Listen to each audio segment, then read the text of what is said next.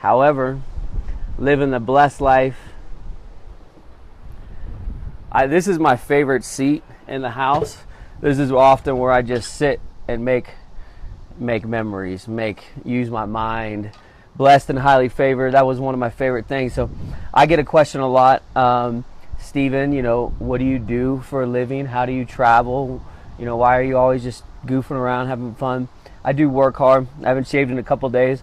I'm doing a little mountain thing. Not for long term. I'm actually going to shave it right after today's live at 5 as I get prepared for... Ooh, it's windy. As I get prepared for the webinar that I'm going to do tonight. If you guys would like to join me on tonight's webinar, that webinar is going to be at 8 p.m. Eastern Standard Time. It's an invite only. We didn't hype it up, and we're not really into big hype right now. So I'm one of the creators of a company called Heal.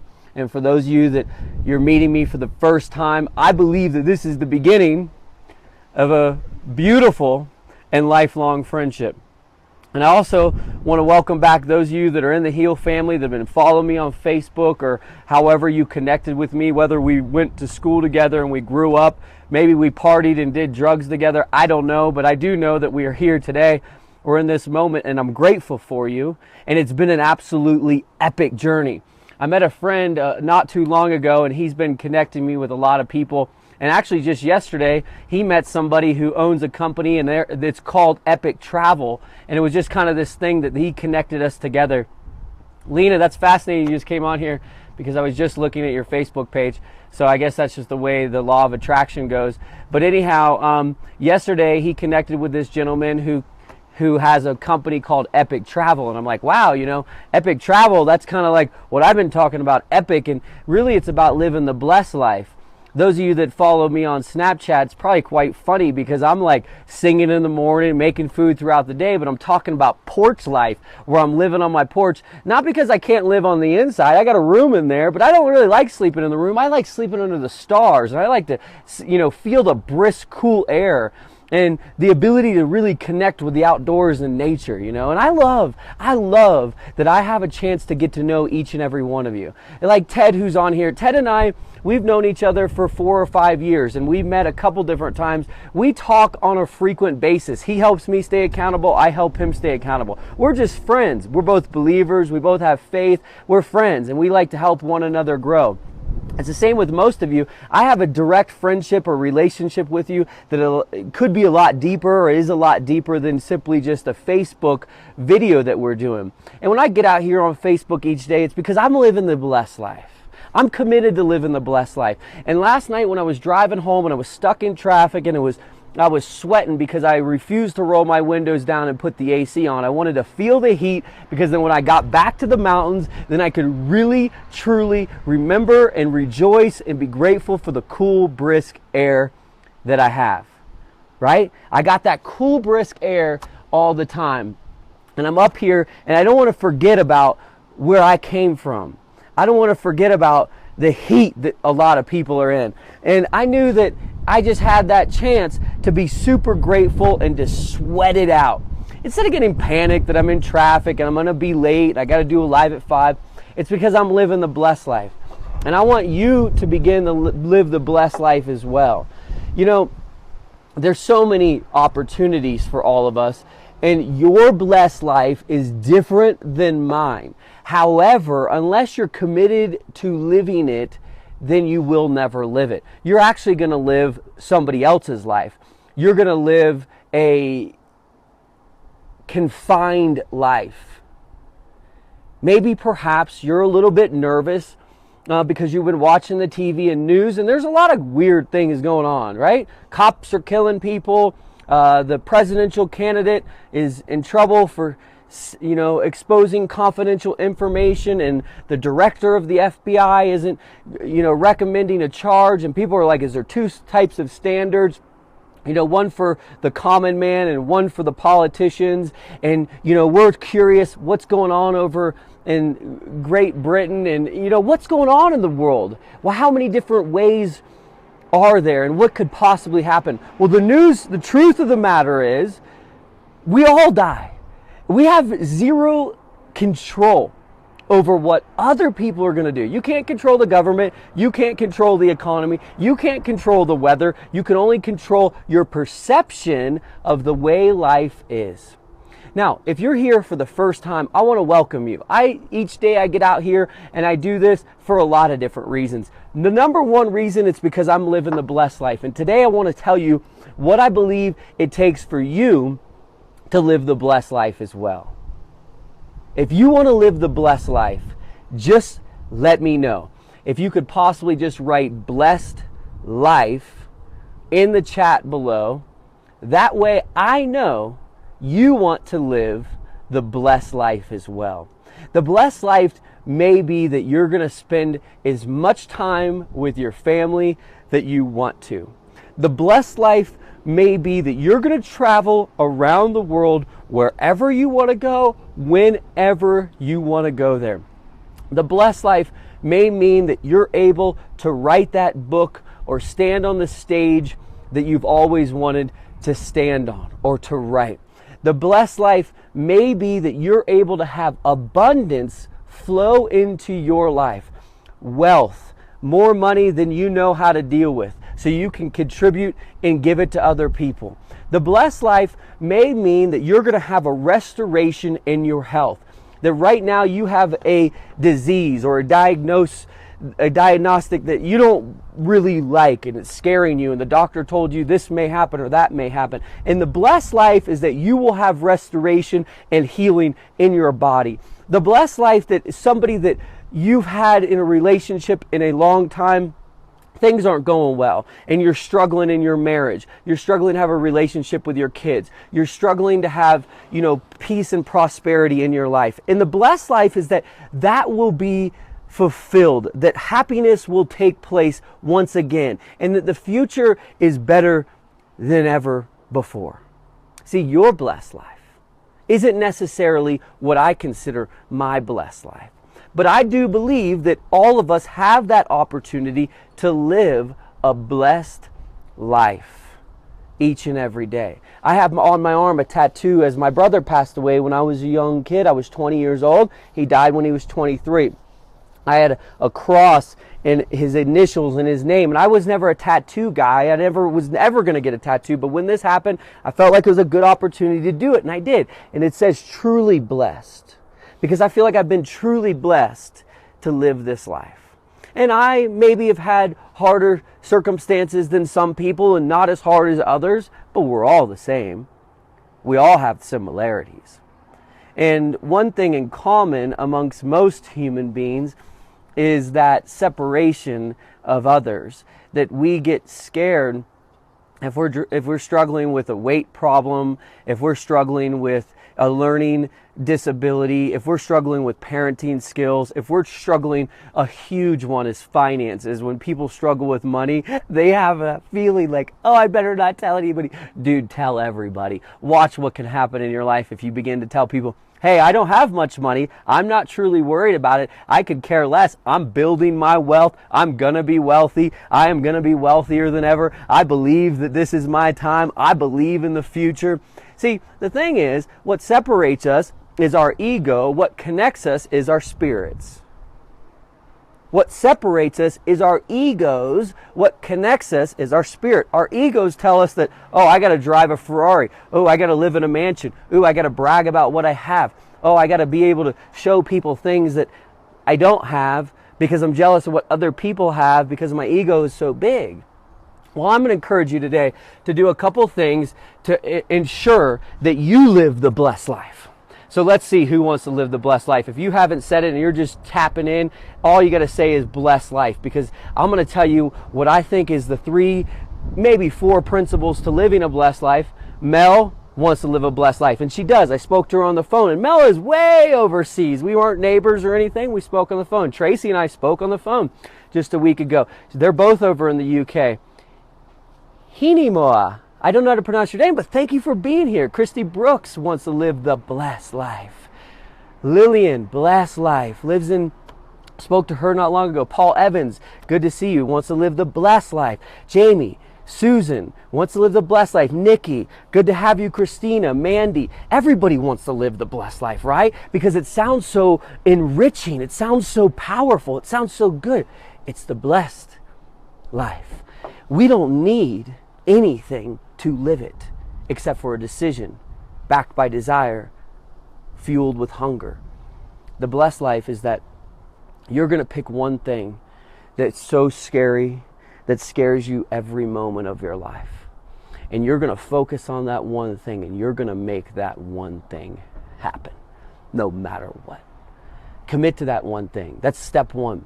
That figure it out. Figure it out. And if it changes, it changes. But there always is a constant that there's one thing. It's a goal. It's an aim. It's a target. It's a mission. It's a direction. It's where you're headed. It's your destiny. It's your dream. Pick it, decide it, name it, claim it, and proclaim it. Let other people know about it. Because the moment that you say, this is who I am, and this is what I stand for, and this is where I'm headed, the rest is irrelevant. Because people come and go. Rules change all the time.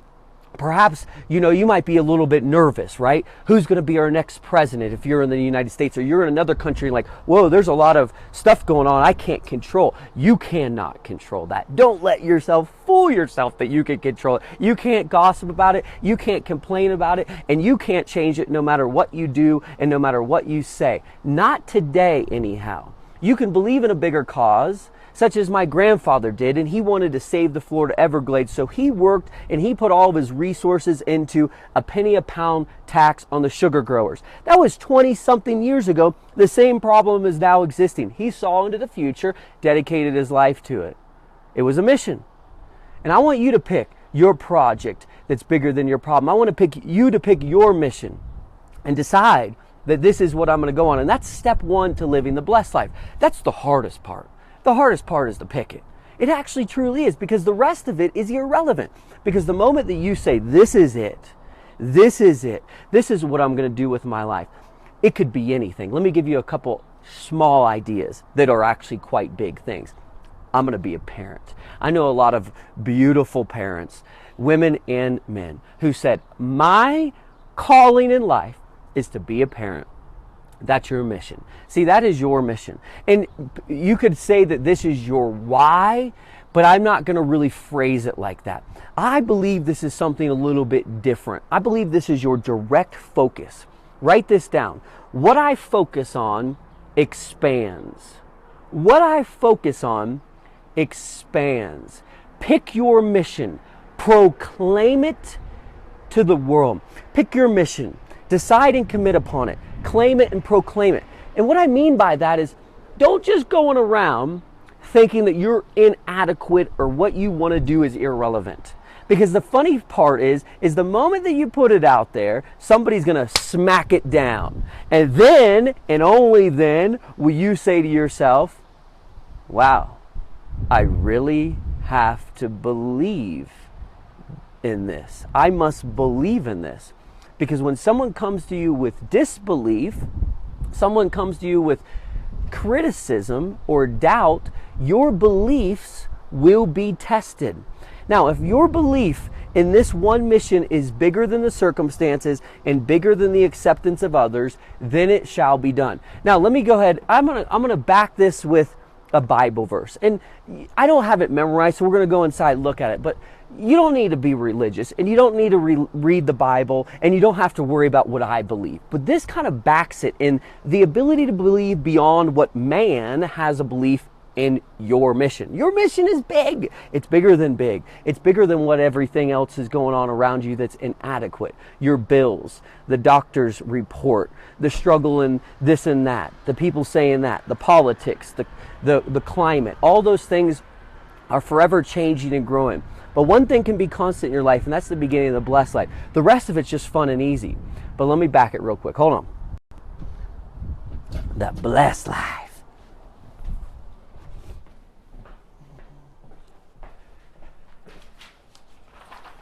Let's see. I wrote this down last night.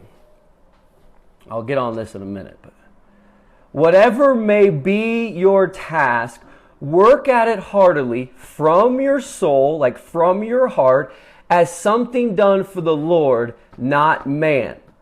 In the Bible, you can go look that up. Now, whatever may be your task, work at it heartily from your soul as something done for the Lord, not man. The reason I think that that's so important is because if you're only here to please other people, you're going to be struggling. That's step 2 of the blessed life. See, step 2 is don't do this to impress upon other people. Don't do this mission to be approved by others. What you need to do this is far beyond what you can see and touch and hold. Does that make sense to you? Because if you did something, whatever your mission is, for something bigger than what you can see, bigger than what you can hold, if you're like, I don't know exactly the reason I'm doing this. I haven't seen the exact reason, but I know in my heart, I know in my soul that I'm going to do it. And I'm going to do it for the greatness that I know exist. And it's like all of a sudden, this world full of people, possessions, and places, you can then begin to let go. Awareness is the enemy of habit. Be aware that people will die, you know, people will get sick, you know, possessions you have will be lost, places that you live in will change. It's like, be aware of that. I always told my mom, don't get too held up on people, possessions, and places. Because if you are willing to let those go and you don't feel like you have to have something, you focus on an intangible that's far bigger than it, you're living the blessed life. Because each day, no matter what the struggle is, it doesn't matter. See, I'm never bothered by little tiny things. I don't get bothered by it. I could care less. I don't care. It doesn't hurt me. It doesn't scare me. It doesn't make me fearful. I'm not weary. I'm not tired of it. I have no connection to all those other things. See, I'm focused on something big. I have a mission. And I'm not doing the mission to make a girl like me, to get approved by other people. I'm not doing the mission so I can be accepted. I'm doing the mission because it's in my heart. It's in my soul.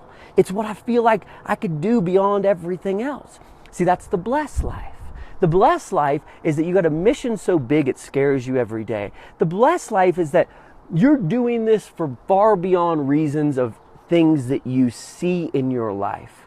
It's like I surrender and I pray for the greatest good of all. And then you just live. So after you do that, you commit to those, then you just live. You don't walk around asking for approval from others.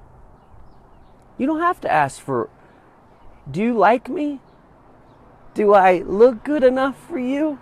Is what I'm saying okay? You don't have to do that. You don't have to live like that. You are enough.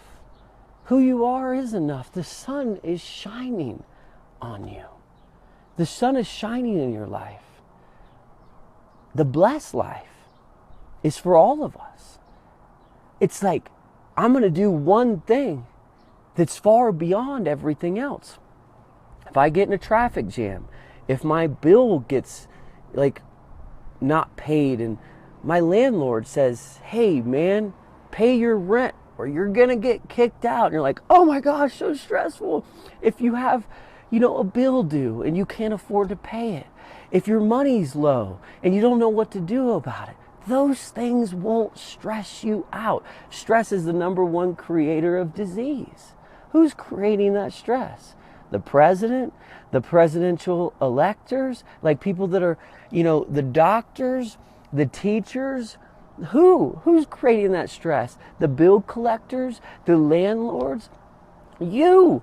It's on you. You created that stress. You allowed the stress to come into your life. You said, stress, you're more powerful than that mission because I never had the mission. I never committed to the mission, and I never decided to do a mission that was bigger than the people around me because all I wanted to do before the mission was get acceptance from others. See, I'm just being transparent. I was a drug addict because I was seeking of acceptance because I forgot the truth of love. I forgot I was enough. I forgot I was loved by people anyhow. So what did I do? Use drugs so I could be accepted by others. That was just my path. That was my path of trauma, addiction, and poverty. It's just my story. It's just who I was. You have a blessed journey. You can live the blessed life. It's committing to something that's, it doesn't matter. It doesn't matter how impossible it is. It doesn't matter how big it is. It doesn't matter how far off of a reach it is. It could be very small right now and you hit that goal and you go to something new. Or it's way out of reach, but you set your target on it. You do it for something. Do it from your heart, from your soul, and do it for God. Do it for the Lord. Don't do it for some other person, because then you might not hit that goal. Maybe they won't be happy with it. And then you feel let down. You know, often when asked, Stephen, what's the most important thing you look for in a relationship? Well, it's kind of easy for me. I'm not really looking for a relationship. But if I was, the most important thing would be someone who loves God first. And the reason that is because then, and only then, the pressure isn't on one another. See, if I love God first, then the pressure is on God to deliver. The pressure is on God to answer the prayers. The pressure is on God to get me out of the mess. Not her, not the wife. Oh, you got to figure it all out. See, it takes the pressure off. And couples that pray together, they stay together. There's proof of that. And you could pray to whatever, but it's like you praying together that, hey, we can't handle all of this. We need some outside help. And then things begin to work in your favor. You begin to live the blessed life. It's the mission. It begins with the mission. It doesn't end with the mission. It begins with the mission because you say, this is my target and I'm willing to do anything I can to get there. And I'm not worried about all the other obstacles. I only focus on the opportunity of it, and I'm going to do it for something bigger than myself. And then I'm just going to live. See, I'm going to wake up each day and do what I want to do. I'm going to design my day as I want to, because all I'm doing is I'm circling around that mission, that goal in life. And a lot of you know that I love to write. I was never a very effective writer, spelling and grammar, because I just wasn't good with the details of those. So I faced some criticism from my teachers when I was young, and I'd write a really good paper and I would get like a C, and I'm like, a C? This is good. Did you read this? Well, you didn't get the grammar and spelling. I'm like, goodness gracious, who cares about that? So then I went on and I started doing social media. And I started marketing on Facebook, and my mentor Dave Sharp said, you market like a 13-year-old girl in distress. And I'm like, what? Whoa, bro, why are you saying that? He's like, look at it. Look how you write. And he was right. I started to shift and tweak, and I learned from the best. I learned how to write. And I knew inside of me, I had a story to tell.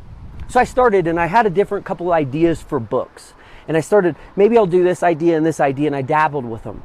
Yesterday, it hit me like a ton of bricks that all of a sudden I finally knew exactly which book to write and to do it now. And it came so fast, like boom, no questions asked. This is it. This is now, I am ready. And so here we go.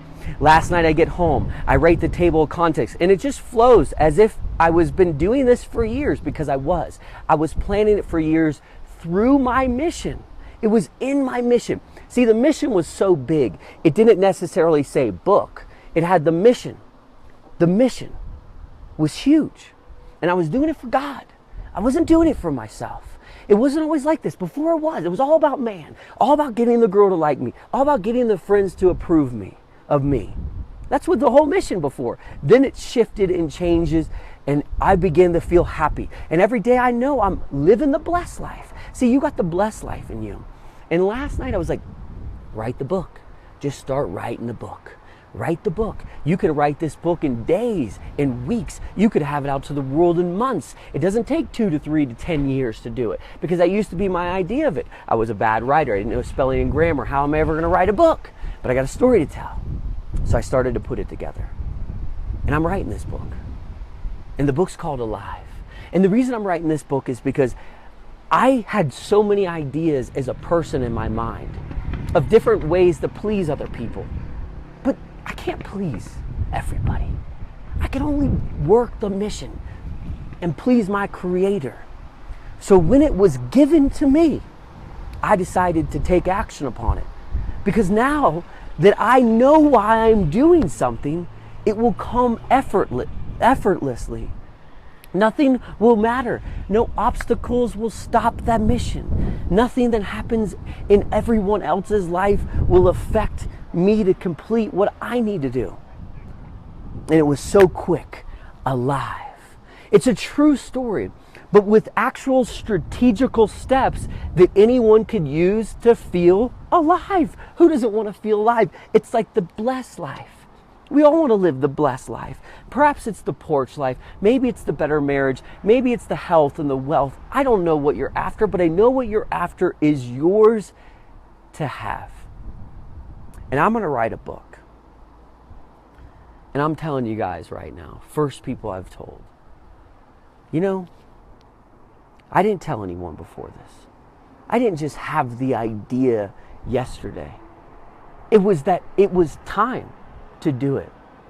All because I was committed to living this sort of life. I didn't worry that if I didn't have enough money, I had to go get a job. I've showed you guys, I've been doing Facebook Lives when I'm working the job. I've worked a wedding. I went back and worked again. I went and worked 3 different times. I work for Vail Resorts. This is employee housing. I live here. I'm okay with that. I'm happy because I'm living the blessed life. I'm not looking for approval. Don't seek approval from others. Big relationship advice. Don't do something only because you want approval.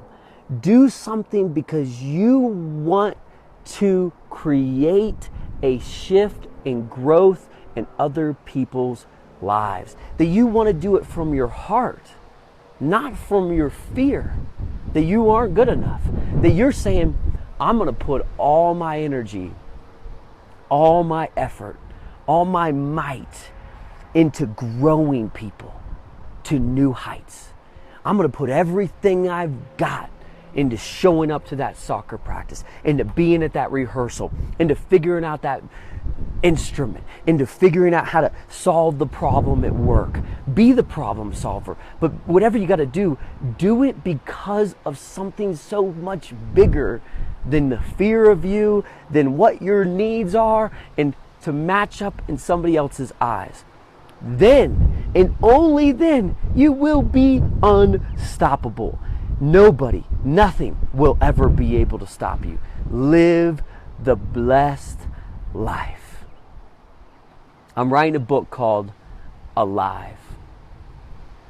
It's just what's at my heart. It'll be done the end of this summer. You'll be able to get it at the end of this summer. I'm not writing the book to be a New York Times bestseller, and I'm not writing the book to make any money. For all I know, we won't even sell the book.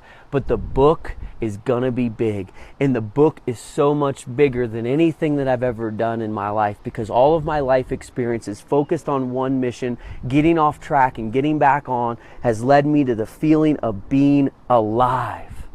And to be alive, first one must have awareness of death. That death does happen, and it will occur in all of our lives and can happen at any moment to anybody around us. And awareness is the enemy of habit. To be alive, I must be aware of death. And the rest will be in the book. So each day, I might talk about it a little bit here and there. I might mention of it to you. But today's about the blessed life.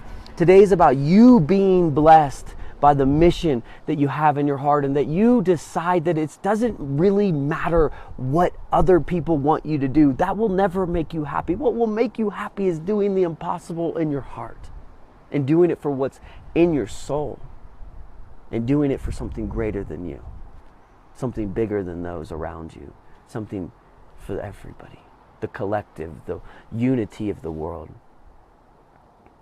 Alive. I'm going to be doing a webinar tonight. It's a private webinar. It's 30 to 40 minutes. If you'd like to come, let us know. Thank you for all the compliments. Good to have some of you that are brand new. I'm glad to see so many of you from all over the world. And you could be anywhere today, but you decided to come here. And I don't know exactly why you did that, but I know that you know why. And why you came here was because you deserve and you desire to live a blessed life. Whether that's traveling the world, anywhere you wanted to go. I'll never forget the morning I went to Fiji, and I know getting the money was so hard. You know, it was like $10,000 and then a plane ticket. And I remember getting to Fiji, and I went scuba diving, and I went at the Jacques Cousteau scuba camp, and there was a guy named Paul, and we went out scuba diving, and the first dive was pretty good. The second dive, we went down, and we were about 70 feet deep, and it got really dark, and there was a big current. And the big current, you know, it started to swish people around, and it was a little sketchy. We had our master diver and about 8 other people, and I saw this huge school of barracudas, and the water got really dark, and the current was super fast. We're about 70 or 80 feet deep. The instructor was asking everybody how much oxygen and they had left in their tank. And I remember he looks back at me and he asked, and I just said 900.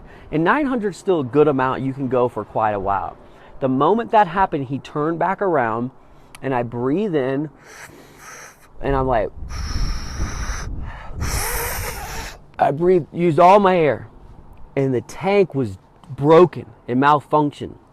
Well, the unfortunate thing was we weren't just in some pretty still water, you know, this beautiful Fiji water, and he had taken off. So I swim as fast as I can, and I'm out of breath. I could not breathe, and panic kicked in, because I'm like, this can't be my last breath, you know, like not here, not in Fiji. This can't be the way that I die. I'm going on this dream trip. It's the first day. How am I dying here? And by the time I got up to them, I'm like, I'm out of air, I'm out of air, I'm out of air. I was already like blacking out, toast. I don't know what was going on. But all I remember is this guy, Paul, who I just met, and I knew he had the same name as my brother. He came out of nowhere, and he grabbed me and bear hugged me, and he puts his oxygen in my face, and I just could breathe. And it took me a while, 20 to 30 minutes to get up. And by the time I got up, you know, the whole time is so scary. But I had this moment of tranquility that I just surrendered. It's like, this isn't my time. This isn't the moment for me. Why am I scared? Why am I panicked?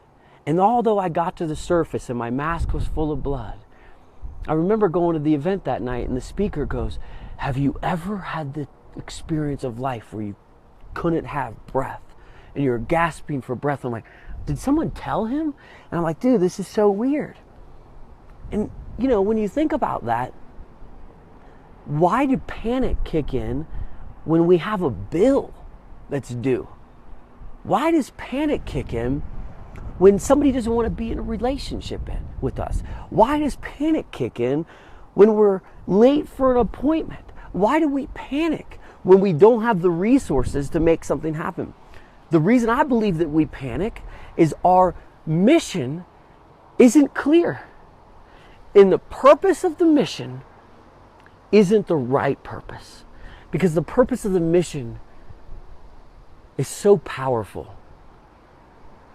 that it does not matter what happens as long as you're focused on it, because everything else is irrelevant, because you have so much faith in who you are and why you're here and what you're doing and what it's all about. Be patient with yourself. Relax a little bit. Have fun. Go explore. Get outside. Do something different. Change up your routine. Wear a different outfit out today. Go on a date just all of a sudden and just call someone up and just go for it. Ask someone out. Go take a risk. Go dancing. Sing a song in public. You know, do something unique and different, and know that you're alive and feel it. I'm alive. I'm living the blessed life. I don't need everybody to accept me. I'm not going to worry about what may happen in my life, because I don't need all that. I don't have time for all that. Things are too good the way they are, and every day they're getting better, and every day in every way my life is getting better and better. Every day and in every way my life is getting better and better. Join me tonight for the webinar, and remember, the best is yet to come.